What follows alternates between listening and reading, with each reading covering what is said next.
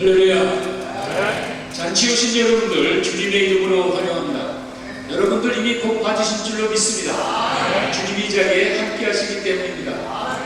여러분 이미 하나님이 사랑하신 줄로 믿습니다. 하나님께서 십자가 위에서 여러분들을 위해서 죽으셨습니다. 하나님께서 이미 여러분들의 고통과 질고를 당하셨습니다. 하나님께서 예수 그리스도를 통해서 여러분의 아픔을 대신 지셨습니다. 믿음으로 취하는 여러분 되시기를 바랍니다. 여러분이 앞에 보시면 이 힐링의 주제가 되는 말씀이 있습니다. 저를 따라서 한번 같이 읽겠습니다. 내 영혼이 잘됨 같이 강건하기를 내가 간구하노라. 오늘 이 자리에 참석한 여러분들을 향한 하나님의 마음인 줄로 믿습니다.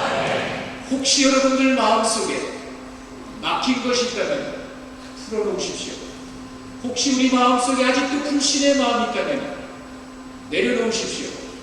의심의 마음이 있다면 주님께 고백하십시오. 여러분 혹시 잘못된 생각을 가지고 있다면 이 시간 풀어주십시오.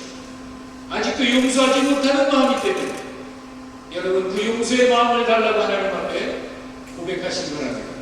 하나님께서 모든 사람을 다 사랑하셨습니다. 여러분들도 모든 사람을 다 사랑하면서 하시기 바랍니다. 하나님이 모든 사람을 다 용서해 주셨습니다. 여러분들도 모든 사람을 다 용서하면서 하시기 바랍니다. 그때에 하나님의 역사가 여러분들을 통해서 일어날 줄로 믿습니다. 자, 오늘 밤에 은혜 주실 하나님께 믿음으로 감사의 박수 한번 드리겠습니다.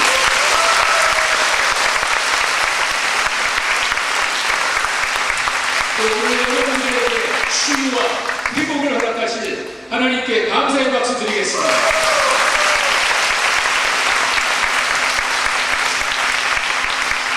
잔치 오신 여러분들, 하나님을 만나고 하나님의 역사를 맛보는 여러분 되시기를 바랍니다. 오늘 말씀을 전해주실 강사분은 특별하신 분입니다. 제가 소개를 안 하겠습니다. 이미 여러분이 동영상을 보셨죠? 이제 우리 가연욱 박사님 나오실 때 뜨거운 박수로 환영해 주시기 바랍니다. 나오시겠습니다.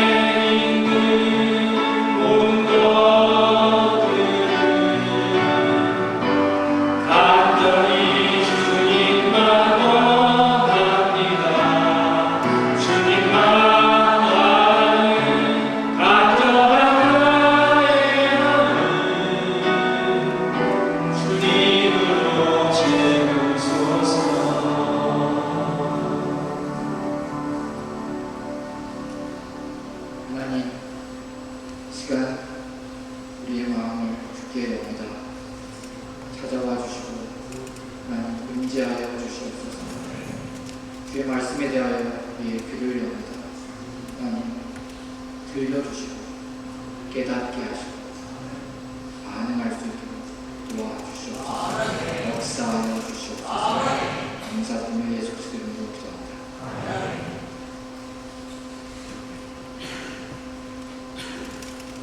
여러분, 질문을 하나 드리고 싶습니다. 이게 살았을까요? 죽었을까요?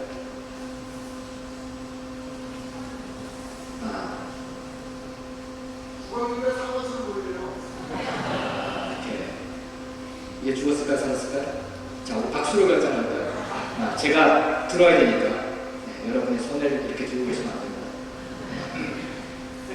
자, 이게 살았다고 생각하는 분은 박수를 한 번만 딱 쳐보세요. 하나 둘 셋 할게요. 하나 둘 셋. 괜찮습니다. 이게 죽었다고 생각하시는 분 박수 한번 시작. 오, 죽은 게 훨씬 많네요. 답은 뭘까요? 죽어갑니다.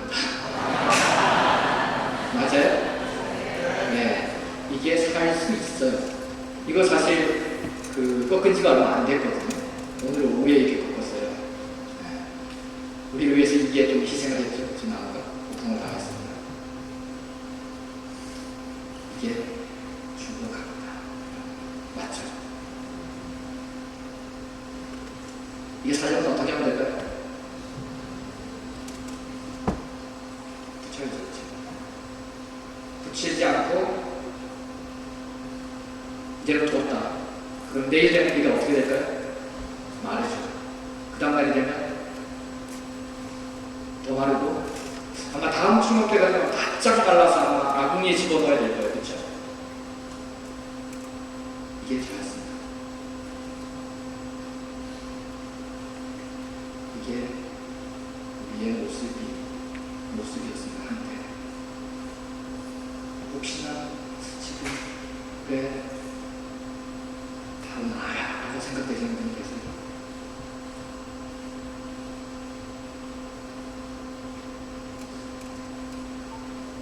내 인생에 뭔가가 잘못되고 있다라고 느끼기 시작할 때가 있죠.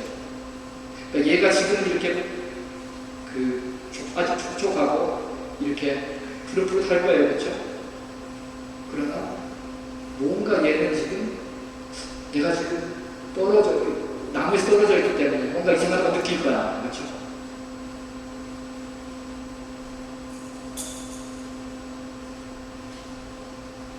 제 인생에서도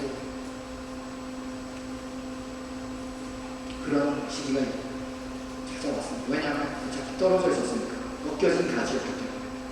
처음으로 느낀 것은 제가 4살 무렵이었습니다. 4살, 5살 무렵에 참 답답했어요. 집에 있기가 답답했어요. 그래서 나갔는데 아이들이 막 노리는 거예요. 장난났다고. 그리고 돌을 막 집어던지는 거예요. 눈이 이상하고.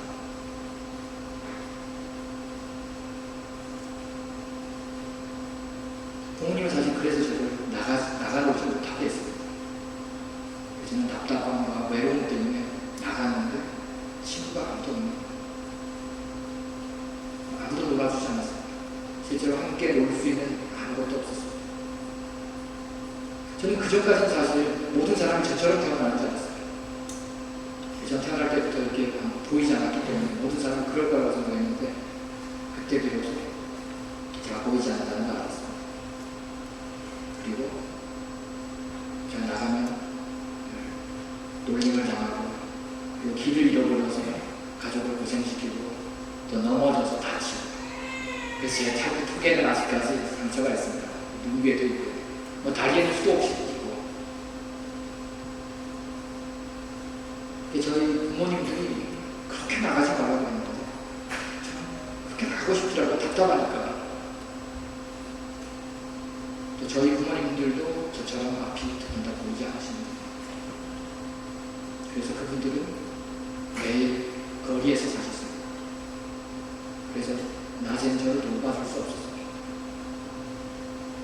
그래서 그냥 문을 잠궈놓고 이렇게 가시곤 하셨는데 제가 이제 5살쯤 되니까 이제 그걸 흘러서 이렇게 나가는 거죠. 뭐 다쳐서 돌아가고 길을 잃어버려서 집에 돌아오지 못하고 그때부터 저는 내 인생에 뭔가가 잘못되고 있어서 느끼기 시작했어요. 그러던 어느 날 1979년 2월 22일입니다. 그날 제 부모님들은 친척 몇 분과 함께 김밥을 싸서 어딘가로 소풍을 가자 그랬습니다. 그리고 저를 데리고 마당 넓은 어떤 집으로 저를 데리고 갔습니다. 그 마당 넓은 큰 집에서 저와 하루 종일 즐겁게 놀아주셨습니다. 그리고 저녁 때 제 부모님이 일주일 후에 올게라는 말을 남기고 떠나려고 했습니다. 저는 그 순간 직감했습니다. 이건 안 돼. 엄마가 나를 버리려 그런 느낌이 어렸죠. 그래서 엄마에게 매달렸어요. 엄마 나는 발 잡아줄게. 이제 엄마 밖에 안 나갈게. 막 그러면서 엄마에게 매달렸어요. 엄마가 여기 남겨두십니다. 내 어머니는 여기서 공부하고 여기서 선생님 말 잘 듣고 있으면 일주일 후에 데리고 올게라고 말씀하시고 저를 그곳에 남겨두셨습니다.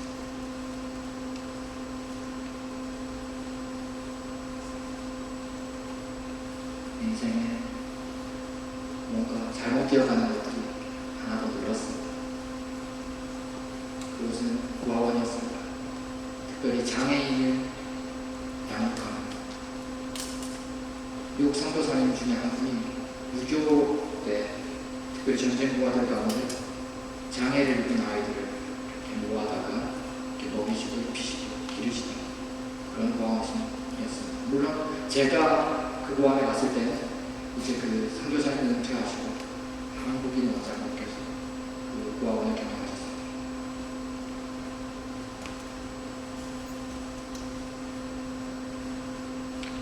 고아원 생활이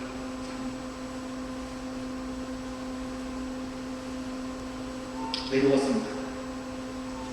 특별히 싫은 것은 학교를 가게 되면 고아원 아이라는 이유로 이것저것을 빼주는 게 그렇게 싫었습니다. 나는 그래 고아원 아이니까 이것도 안 해도 돼, 이것도 안 해도 돼. 그리고 선생님 선물을 사야 되는데 넌 고아원 아이니까 돈 내지 않아도 돼. 수학여행 갈 때, 소풍을 갈 때 마찬가지였습니다. 그리고 고아원 아침마다 예배를 드렸는데 고아원 목사님께서 말씀을 해주시는데 하나님은 사랑이십니다. 하나님은 좋으신 분이십니다. 하나님은 공평하신 분이십니다. 예수님은 병자와 장애인을 많이 고치셨습니다. 그런 말씀을 해주시는데 저에게는 그 말씀이 믿어지지 않았습니다.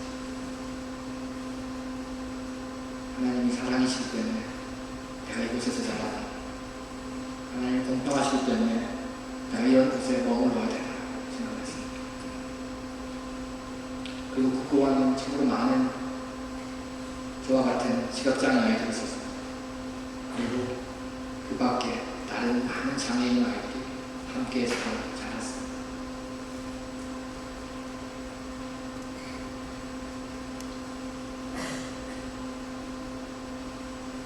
그곳의 생활은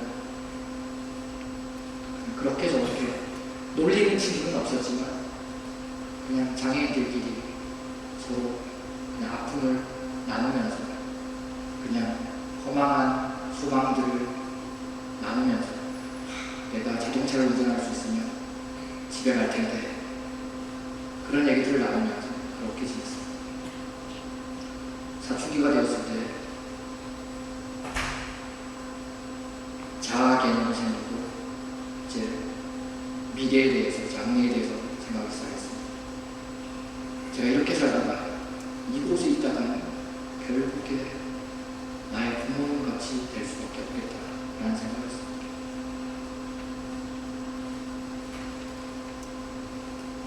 이곳에서 자라서 이제 어른이 되면 20살이 되면 고아원을 떠나야 되거든요. 제가 갈 곳은 없습니다.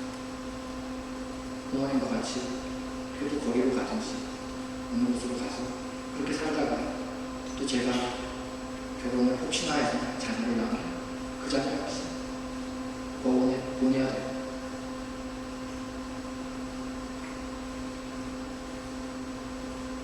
그래서 그 고아원을 떠나기로 결심했습니다.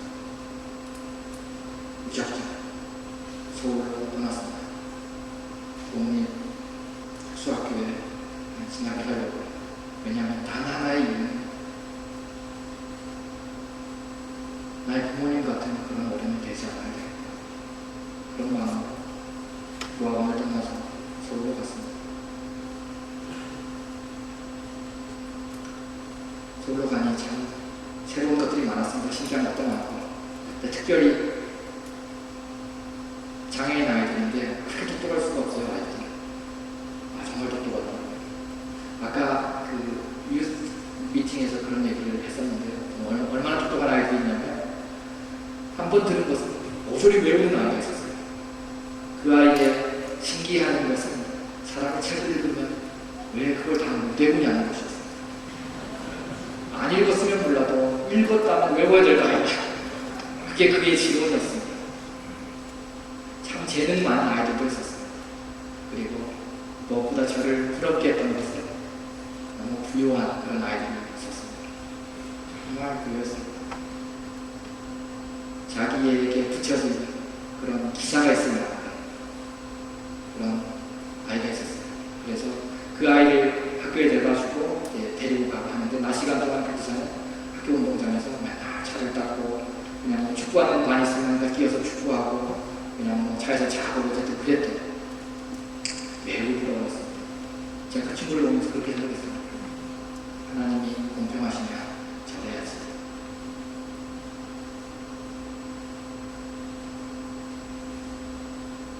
나는 이게 뭐야 라고 생각했습니다. 어떻게든 나의 가난과 그리고 고아원이라는 그 외로움과 또 이 장애인이라는 이런 한국에서 벗어나보려고 그래서 서울까지 왔는데 서울에 보니까 오히려 더 무력해져. 힘들어. 대학에 가려고 노력을 했지만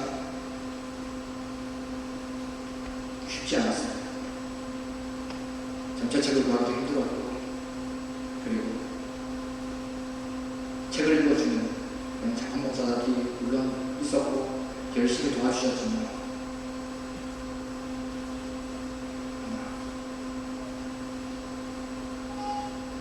저에게는 충분하지 않았던 것 같아요.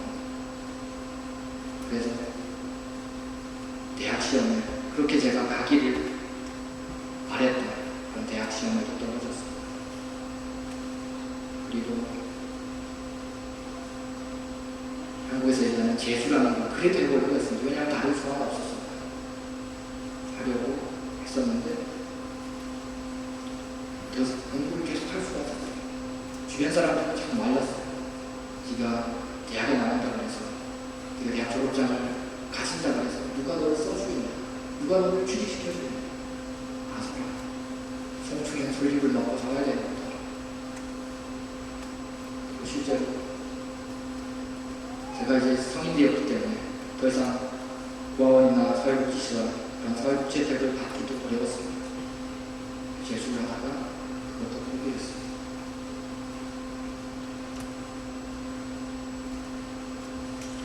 더 이상 할 수 있는 게 아무것도 없었습니다. 극심한 무기력과 상처와 아픔과 좌절, 절망, 분노 그런 것만 가득했습니다.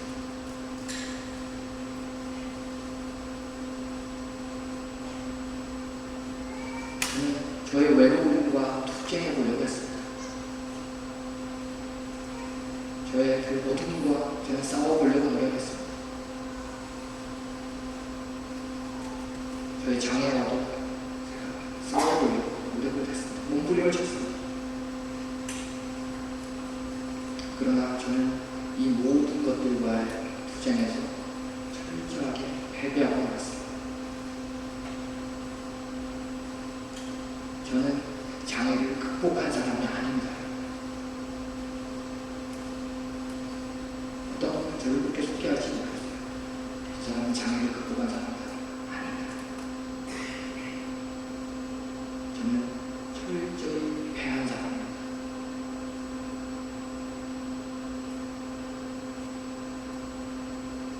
그리고 나에게 투쟁 가운데, 몸부림 가운데 받았던 여러 가지 상처들과 아픔과 실패와 절망과 분노와 이런 것들을, 가난, 고아원 생활, 그리고 경제적인 서포트가 없었던 그런 모든 것은 나름대로 좋은 변명거리가 되어주었습니다. 내가 실패하는 것에 대해 나는 장애인이기 때문에 할 수 없었어. 나는 나를 서포트해줄 부모님이 없었기 때문에 할 수 없었어. 나는 고아원에서 자랐기 때문에 할 수 없었어. 라고 생각했습니다. 그럴듯한 변명이 되어주었습니다. 아무도 내 실패에 대해서 돌을 던지지 않았습니다. 그럴 수 없었을 것입니다.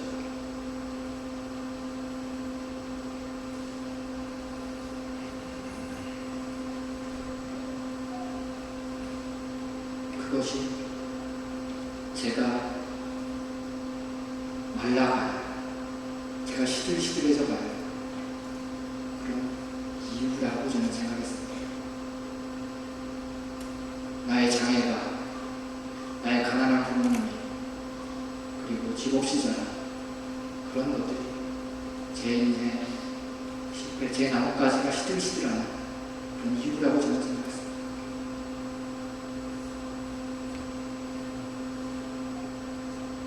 그리고 말씀드린 대로 그 나의 이유와 변명에 대해서 아무도 이의를 제기할 수 없었습니다. 돌을 던질 수도 없었습니다.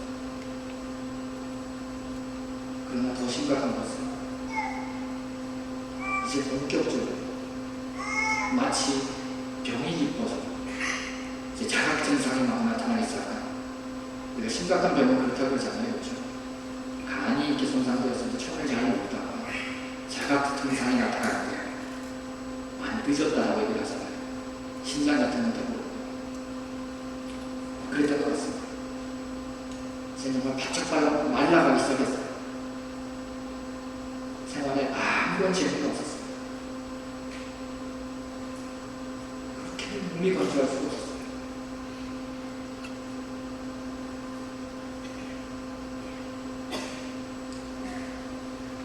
할 수 없는 게, 할 수 있는 게 없는 것이 아니라 하고 싶은 것도 없었어요. 몸이 건조했습니다. 그런데 끔찍한 사실이 하나 있었어요. 이런 식으로 앞으로 50년을 더 살아야 된다고 생각했어요. 왜 사람의 평균 수명이 70년 정도 되잖아요. 70년, 80년 되니까. 그 너무 끔찍했어요. 지금까지 이 20년 조금 넘게 살았는데도 이렇게 힘든데, 이렇게 주요한데 내가 어떻게 남은 시간을 버텨 사나, 그런 생각을 하게 됐습니다. 그런데 어느 날 라디오를 듣는데 새해였습니다. 라디오 진행자가 그런 얘기를 해줬어요. 여러분 새해 복 많이 받으십시오. 그리고 새해를 맞아서 여러분들이 좋은 소식을 전합니다. 한국 남녀의 평균 수명이 각각 3년이 늘었습니다. 끔찍했습니다. 우여우여 1년을 살았는데 3년이 늘었다는 겁니다.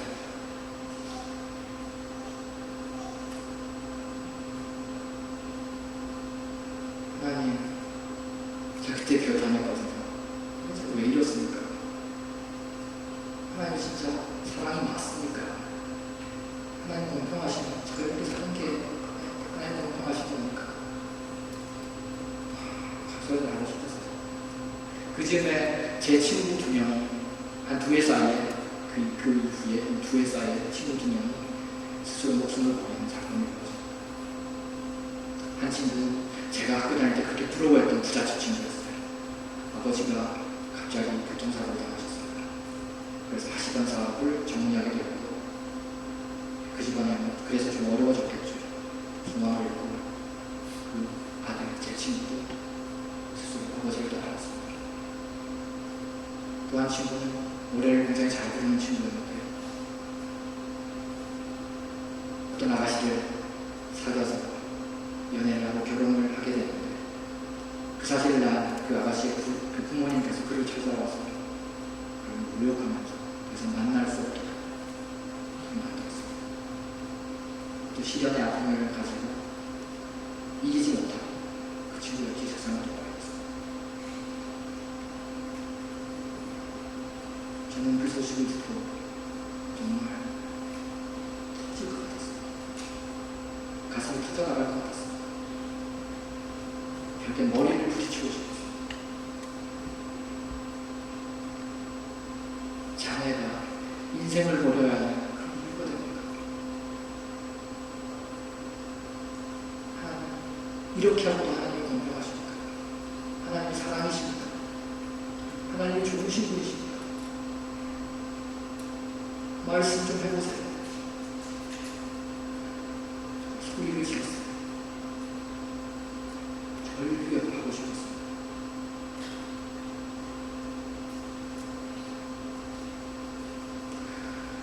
그쯤에 어떤 친구가 저에게 복음을 전해주었습니다.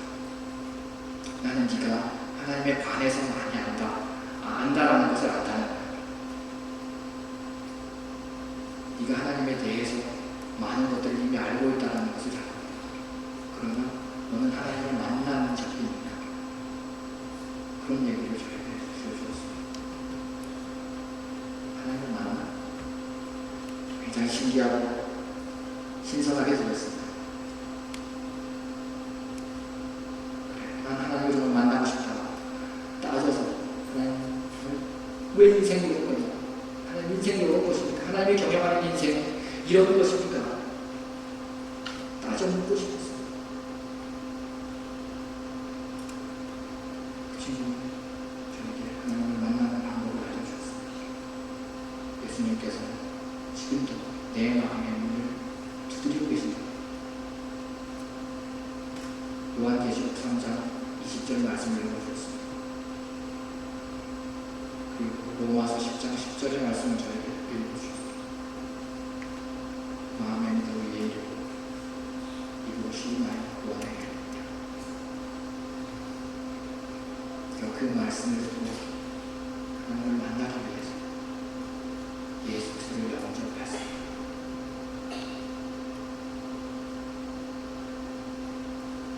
하나님에 관해서 들은 것은 정보이고 지식의 물 같습니다. 저는 제 마음을 열어서 제 입술을 열어서 하나님을 저에게 주겠습니다. 눈을 두드리시는 예수 그리스도를 들어보십시오. 들어보셔서 얘기해 봅시다.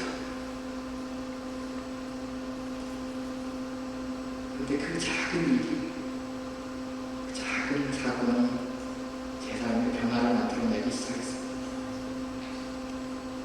교회 나갔는데 말씀을 들리기 시작했어요. 목사님 설교를 하시는데 그 전까지는 그냥 학교에 가는 거랑 똑같았어요. 목사님은 수업 선생님이시고 난 앉아서 수업 듣는 거랑 똑같았어요. 하나님에 관하여 예수님에 관하여 뭔가 알려주시는 거예요. 그러나 제가 예수님을 영접한 이후에 목사님 하시는 말씀은 왠지 제게 하시는 말씀 같았어요. 말씀을 들려요. 그리고 기도가 더 이상 막혀있지 않다는 느낌이 들었어요. 그 전까지는 벽에 대고 기도하는 것 같았어요. 마구 부르짖고 소리를 질렀지만 그건 공허한 메아리를 불렀어요. 그냥 저의 하소연이고 저의 그냥 장탄식이고 아니면 주문이었던지. 그러나 더 이상 공허한 메아리가 아니라는 확신이 들었어요. 그거 듣고 계시다는 생각이 들었어요. 그리고 실제로 하나의 주일 제가 예배를 드리는데 사도신경을 외는 그런 순서가 있습니다. 그 시간을 외는 어떻게 시작하냐면 전능하사 천지를 만드신 하나님 아버지를 내가 믿사오니 그렇게 예심한 고백을 주께 올려드립니다. 그 대목을 외는데 갑자기 마음에 질문이 생겼습니다. 저는 정말 나를 전능하다고 생각하는 그렇게 믿느냐 마음에 그런 질문이 생겼어요. 제가 답을 해야 되는데 어떻게 답을 했을까요? 그러셔야죠. 그랬습니다. 하나님에 대해서 못마땅한 것이 굉장히 많았기 때문에 두 번째 질문이었습니다. 그러면 내가 너를 장애인으로 만든 것이 나의 실수라고 생각하느냐? 저는 하나님께 대답했습니다. 그러면 안 되죠. 그러면 하나님께 안 되죠. 세 번째 질문. 그러면 내가 그렇게 아파했던 어려운 경험 그리고 정말 갈 곳 없이 그런 방황했던 고등학생 시절, 20대 초반 시절 그 경험을 하게 했던 게 나의 거듭된 실수라고는 아니었습니다. 아닙니다라고 대답했습니다. 그것이 끝이었습니다. 그에 대해 끝이었습니다. 그러나 그 하나님과의 교제가 제 인생의 방향을 완전히 바꿔놓았습니다. 제 기도의 방향을 완전히 바꿔놓았습니다. 하나님, 그러면 하나님은 전능하시고 하나님은 실수하지 않으시는 분이시고 나의 장애나 내가 그렇게 해피하게 생각했던 그 여러 가지 삶의 아픈 경험들이 이유가 있다는 거 아니겠죠? 저는 그렇게 기도했습니다. 하나님, 그러면 이제 내가 어떻게 살기를 원하십니까? 하나님, 내가 가지고 있는 이 상처들이 그렇다면 이제 더 이상 내 인생에서 실패의 이유나 변명거리가 되지 않게 해주세요.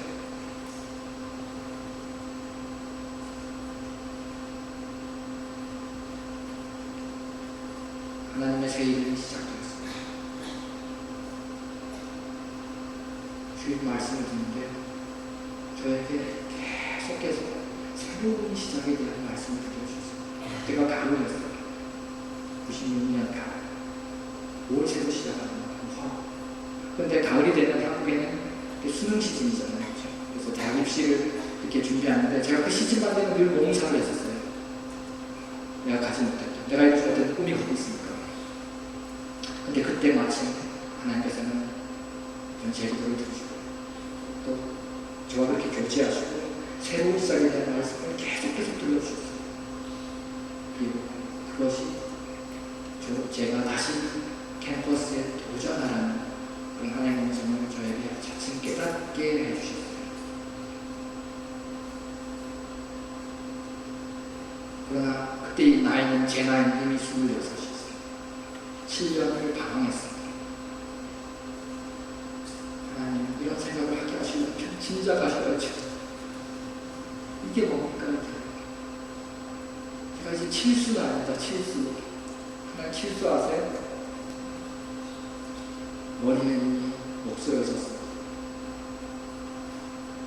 생활 습관은 완전히 망가져 있었어요. 하나님, 좀 할 수 없습니다. 하나님께서 그럼에도 불구하고 계속 새로운 시작을 말씀하셨습니다. 그리고 이렇게 밀고 당긴 하나님과 6개월을 시행했습니다. 97년 4월까지. 그러나 하나님께서 4월 만에 저에게 그런 말씀을 들려주셨습니다. 성경을 통해서 마리아가 천사를 만나는 장면입니다. 천사가 마리아에게 네가 앞으로 예수 그리스도를 잉태하게 될 것이다 라는 소식을 알려줍니다. 마리아는 아직 남자를 알지 못했습니다. 그리고 약혼한 남자가 있습니다. 마리아가 받아들일 수 없는 하나님의 말씀이 그에게 임했습니다. 이 일이 나에게 어떻게 임할 것입니까? 라고 마리아가 설명을 했을 때, 질문했을 때 천사가 마리아에게 알려줬습니다. 이러이러 해서 아이를 낳게 될 것이고 그 아이가 세상을 구원할 구세주가 될 것임을 하나님의 알게 됩니다. 마리아의 대답이 제 마음을 움직였습니다.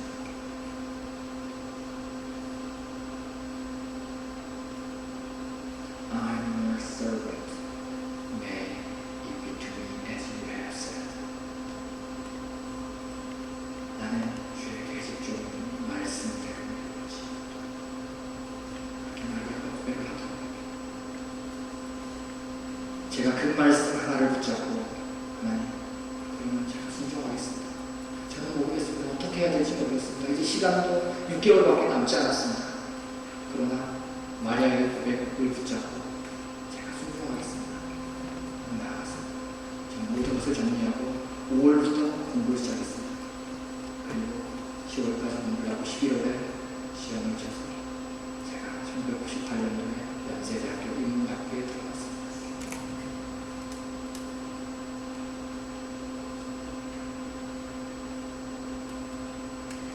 제가 그 대학에서 공부하고 싶었던 것은 시각도공학이었어요.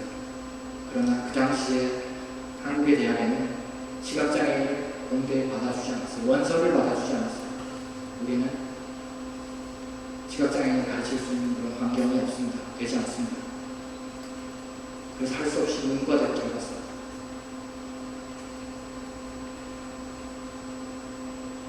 그런데 제가 하나님께서는 저에게 계속 그 공대 환경공학에 대한 그런 소망을 주셨는데, 그 계기가 됐던 것은 제가 어느 날 그 전자수첩을 만져볼 기회가 있었습니다. 그걸 만져 전자수첩 사전도 있고 무슨 뭐 이렇게 다이어리도 있고 여러 가지 정보를 이렇게 넣을 수 있는 조그만. 근데 그걸 만져보는 순간 이것을 이렇게 액정화면을 바꿔서 이렇게 튀어나오게 만들어서 시각장애인이 만질 수 있도록 하면 너무 좋겠다. 그리고 음성이 함께 나오면 더 좋겠다. 그런 생각이 들었어요. 하나님께서 저에게 제가 만들지 그런 소망을 주셨어요. 사실 그걸 누가 만들겠어요, 그렇죠? 무슨 돈이 됐다고. 근데 어쨌든 그런 소망을 가지고 이제 도전을 하려고 했는데 다 들어가려고 다 하지 마라. 이렇게 학교에 무리를 일으키지 마라 막 그러고요. 그 컴퓨터공학 교수님들을 찾아가니까 그것도 막 말고, 그리고 저도 이제 못할 것 같았어요. 그런데 하나님께서는 저를 말씀으로 또 도전해 주셨고 격려해 주셨어요. 여호수아 17장에 있는 그 산지도 내 것이 되리니 너는 사모님이라도 내가 개척하라. 그 끝까지 내 것이 되리라. 가난한 사람이 비록 철병물을 가졌으니 그리고 강할지라도 내가 능히 그들을 쫓아내리라. 그렇게 말씀하셨어요. 제가 그 말씀을 격려 삼아서 붙잡고 순종했습니다. 그리고 컴퓨터공학과 교수님을 찾아가 학과장님을 찾아가서 제가 딜을 했어요. 교수님, 어떤 멍청한 학생이 그러면 수강 신청을 잘못해서 수업을 듣게 됐다고 생각하세요. 제가 한 과목만 듣게 해주세요. 그리고 첫 학기에 들었던 수업이 베라스 수업입니다. 수업을 듣는데 알아들을 수 있는 게 하나도 없었어요. 왜요? 칠판에 쓰는데 여러분 수학 시간에 아시잖아요. 선생님들이 문제 딱 써놓고 찍어가면서 이게 이 문제가 어떻게 풀지? 이 식으로 이렇게 만들어서 이렇게 주안에서 이렇게 변화해서 이 식이 나오고 이 식을 다시 이 공식에 대입해서 이렇게 하면 이렇게 이런 결과가 나오고, 저에게 드리는 것은 뭐예요? 대명사밖에 없어요. 그렇지, 이게 뭐야? 저게 뭐야? 그게 뭐야? 답답했습니다. 정말 그 대명사를 들을 때마다 가슴이 막 찌르는 것 같았어요. 그런데 제가 그래서 교수님을 찾아갔어요. 교수님을 찾아가서 교수님, 제가 수업을 들을 수 없습니다. 강의 자료를 저에게 미리 주십시오. 강의 자료를 제가 받아가서 제 인문학부 친구에게 읽어달라고 했어요. 그랬더니 친구가 보더니 이상한 후렴 같은 것들이 많다. 무슨 마름모도 있고 무슨 뭐 방패 같은 것도 있고 막 그렇다.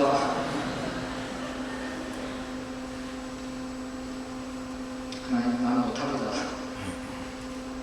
내가 알아들을 뿐만 아니라 내 친구는 읽지도 못합니다. 하나님께서는 저를 복귀시키지 않았습니다. 제 룸메이트를 전부 특기자로 붙여주셨습니다. 제가 그 친구를 밤마다 괴롭혔습니다. 읽어주라. 네가 안 읽어주면 나는 학교에서 잘린다. 그래서 매일 괴롭혔어요. 시험 주간 빼고.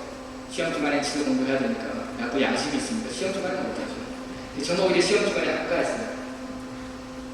그렇게 첫 학기 컴퓨터공학 수업을 들었습니다.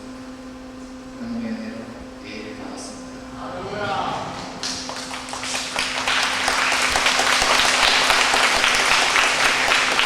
그리고 몇 년 후에 이것이 만들어졌습니다.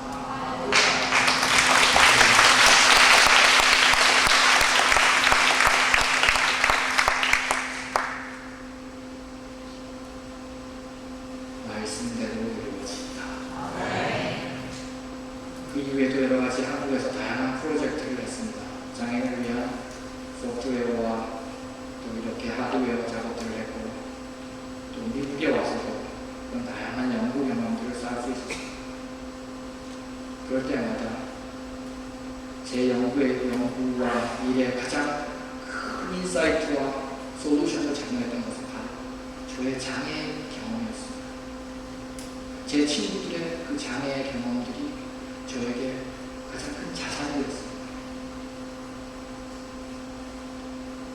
제가 개발한 모든 프로그램과 소프트웨어와 심지어 하드웨어, 이게 굉장히 비싼 거지만 이것들이 장애인들에게는 무료로 공급됩니다.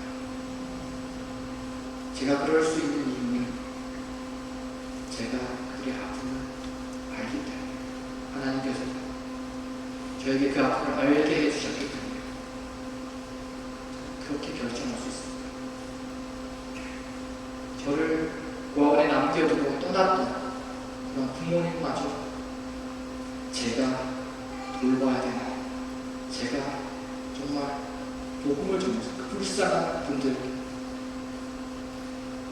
인생이 그분이 생각하시는 것처럼 그렇게 비참하고 정말 아픈 것이 아니라는 것을, 우리 가족분을 위해서 저를 먼저 부르셨다는 것을 제가 알게 됐습니다.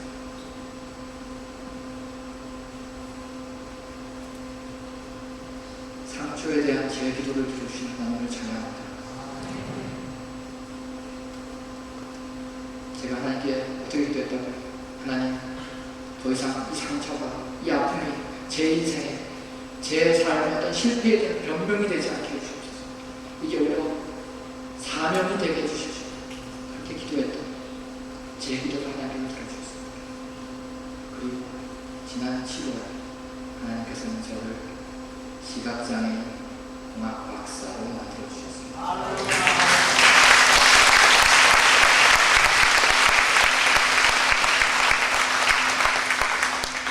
내 상처를 통해서 하나님께서는 또 하나의 기적을 만들어내셨습니다. 나의 무능력을 오히려 그의 능하심을 나타내는 통로가 되었습니다. 무엇이 이것을 가능하게 했습니까?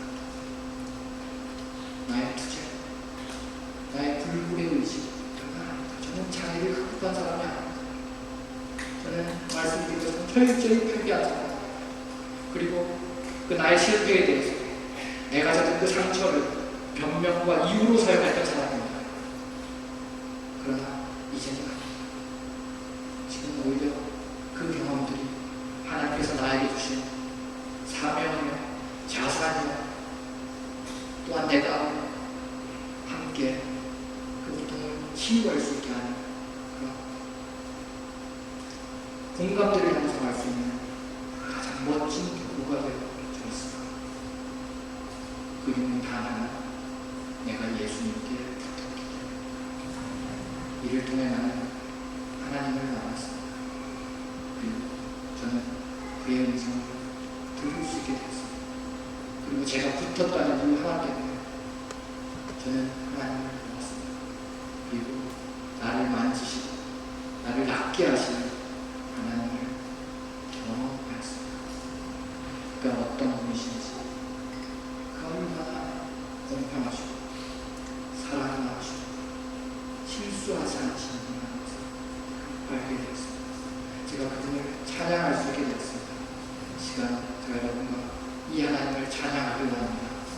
함께 찬양하셨습니다.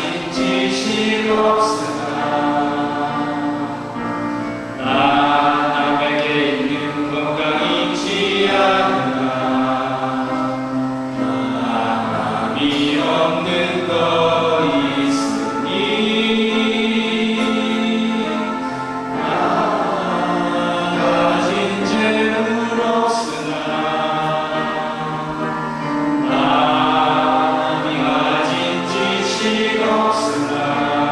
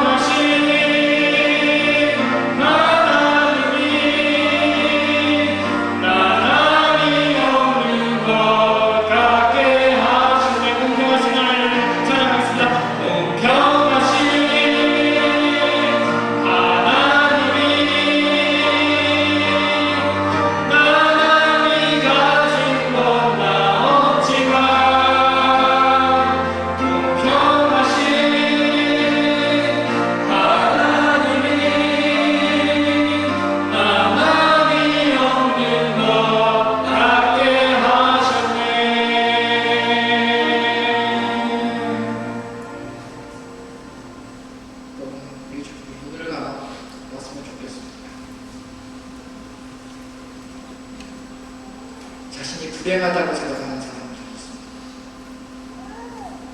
그리고 실패했다고 생각하는 사람들이 있습니다. 낙심한 사람들이 있습니다. 내 인생은 이제 마치 파장한 해수욕장 같다고 생각하는 그렇게 느끼는 사람들이 있습니다. 포도주가 떨어져서 이제 잔치의 흙이 다 깨져버리고 그런 썰렁한 잔치가 되어버렸다고 생각하는 그런 사람도 있습니다. 두려워하는 사람도 있습니다. 밀려오는 압박과 도전을 옆에 용기를 더 이상 낼 수 없는 그런 사람도 있습니다. 슬퍼하는 사람도 있습니다. 육신 아파서 고통당하는 그런 사람들도 있습니다. 그리고 그들에게는 나름대로 이유가 있습니다. 나의 이 불행이, 이 메마름, 이 아픔, 가난 때문에 내가 잘나지 못했기 때문에 나는 똑똑하지 못한 사람이기 때문에 나는 재능이 없기 때문에 나는 좋은 분, 소위 말하는 백이 없기 때문에 라고 생각합니다. 친구가 없기 때문이라고 생각합니다. 내가 약하기 때문이라고 생각합니다. 저질러버린 큰 실수에 대한 두려움과 수치심 때문이라고 생각합니다. 육신의 심한 고통과 장애가 나를 이렇게 만들었다고 생각합니다. 심지어 어떤 사람은 전생의 죄라고 생각합니다. 악한 영의 공격 때문이라고 생각합니다. 여러분, 정말 그렇습니까?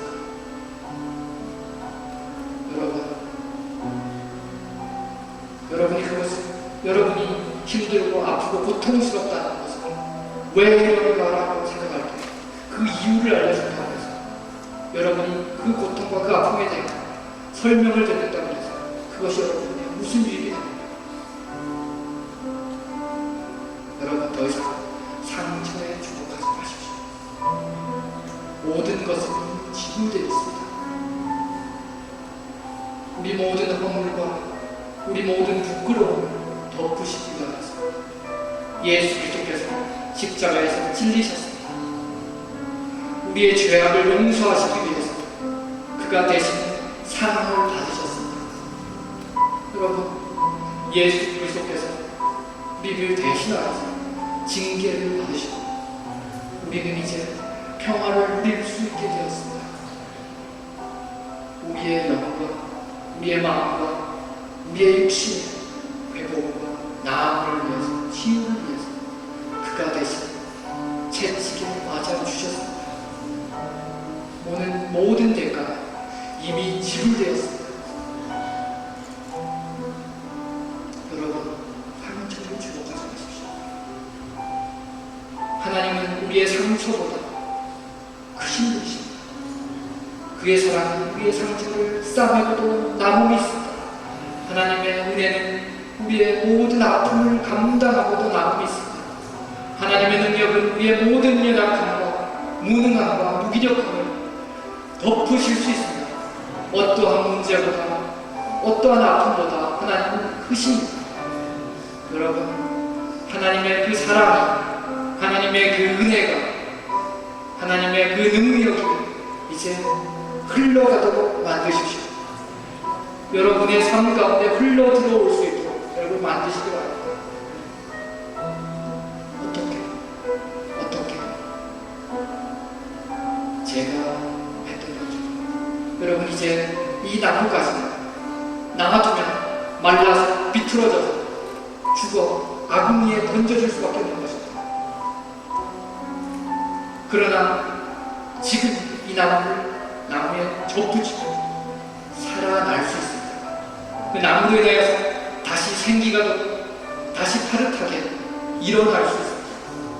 예수 그리스도께서 말씀하십니다. 나는 포도나무에 너희는 가지니 저가 내 안에 내가 저 안에 있습니다. 이 사람은 과실을 많이 맺고 나를 떠나서는 너희가 아무것도 할 수 없습니다. 시간 모두 공감하셨습니다.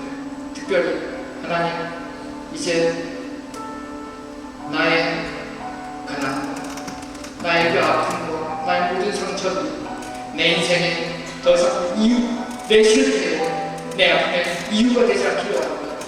그것이 내 인생의 변명거리가 되지 않기를 원합니다. 하나님, 메말라가는 내가 정말 말라 비틀어져가는 이 가지와 같은 내가 하나님께 붙기를 원합니다. 예수 그리스도에 붙기를 원합니다. 그런 소원이 있으시고 조용히 손을 들어주시고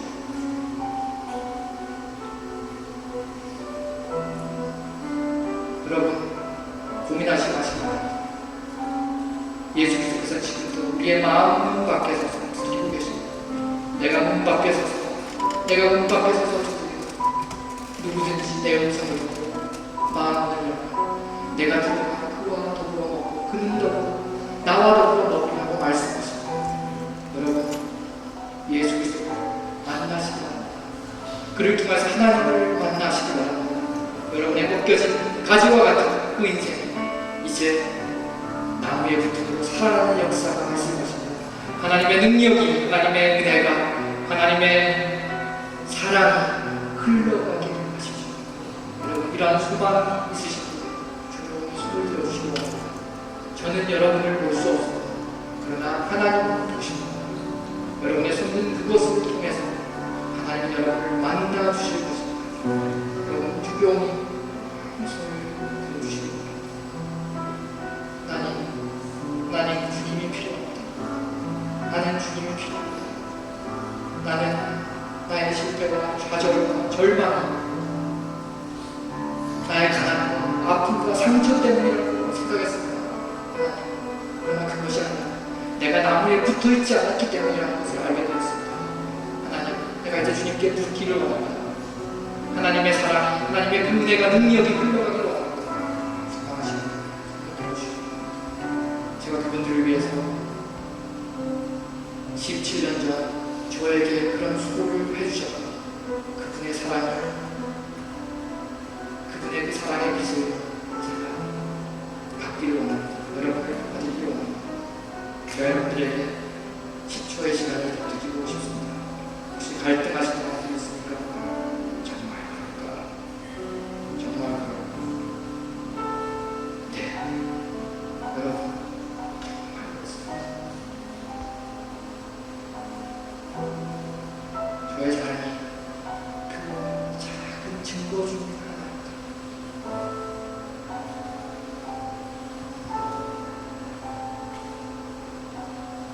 손을 들어주시기 바랍니다. 용기를 내시기 바랍니다. 하나님은 여러분을 기다리고 계십니다. 여러분을 만나시기 위해서 오늘 여러분을 이 자리에 초대하셨습니다.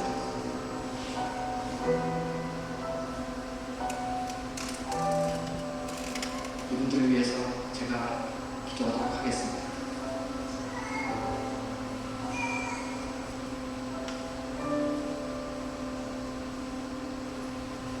하실 수 있으면 우리가 함께 이분들을 위해서 한 목소리로 저를 따라서 기도해 주셨으면 좋겠습니다. 우리가 함께 해주시면 감사하겠습니다. 하나님 아버지, 저는 지금껏 주님을 떠나 살았습니다. 내 인생의 아픔과 상처가 무엇 때문인지 잘 알지 못하였습니다. 그러나 오늘 그 아픔의 원인이, 그 상처의 원인이 내가 주님을 떠났기 때문임을 알게 되었습니다.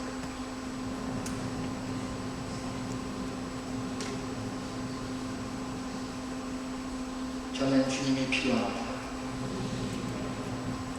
나에게 찾아와 주시옵소서. 내가 내 마음의 문을 엽니다. 나를 만나 주시옵소서. 내가 주님으로 인하여서 새 생명을 얻기 원합니다. 내 상처가 더 이상 내 실패의 변명이 되지 않게 하여 주시옵소서. 그것이 나의 사명이 되게 하여 주시옵소서. 하나님의 영광의 도구가 되게 하여 주시옵소서. 나를 낫게 하여 주시옵소서. 나의 주인, 나의 하나님이 되어 주시옵소서. 감사드리며 예수 그리스도 이름으로 기도합니다. 아멘. 함께 박수하시겠습니다.